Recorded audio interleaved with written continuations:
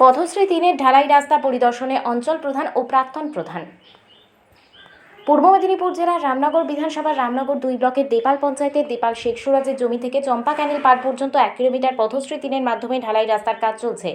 এই দিন ঢালাই রাস্তার কাজে হাত মেলালেন দেপাল অঞ্চল প্রধান গীতশ্রী মাইতি। সঙ্গে উপস্থিত ছিলেন দেপাল পঞ্চায়েতের প্রাক্তন প্রধান তৎসহ রামনগর 2 পঞ্চায়েত সমিতির সদস্য অনুপ কুমার মাইতি। উপস্থিত ছিলেন অঞ্চল যুব তৃণমূল কংগ্রেসের সভাপতি শেখ মহিদুল সহ অন্যান্য নেতৃত্ববৃন্দ ও এলাকাবাসী। সূত্রে জানা যায়, এই রাস্তাটি দেপালহাট ইংলিশ মিডিয়াম স্কুল থেকে চম্পা ক্যানেল পার পর্যন্ত 1 কিলোমিটারের রাস্তা। মাটির রাস্তা ছিল, বহু লোকের যাতায়াত। এই মেঠো রাস্তাটিকে ঢালাই করার জন্য স্থানীয় এলাকাবাসী দিদিকে বলো কর্মসূচিতে ফোন করে অসুবিধার কথা জানিয়েছিলেন। সেই মতোই রাস্তার কাজের টেন্ডার হয়েছিল এবং রাস্তার কাজ চলছে। সাধারণ মানুষের কথা মাথায় রেখে এই রাস্তার কাজের শুভ সূচনা হয়েছিল। যেটুকু অংশ বাকি ছিল তার ঢালাই শুরু হলো এবং পরিদর্শনে সমস্ত নেতৃত্বগণ এসে পৌঁছে ঢালাইয়ের কাজে হাত লাগিয়েছিলেন।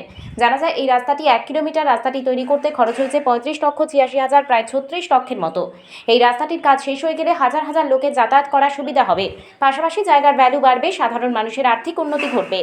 সংবাদ মাধ্যমের মুখোমুখি হয়ে দেপাল অঞ্চলের প্রাক্তন প্রধান তৎসহ রামনগর 2 পঞ্চায়েত সমিতির সদস্য অনুপ কুমার মাইতি বলেন,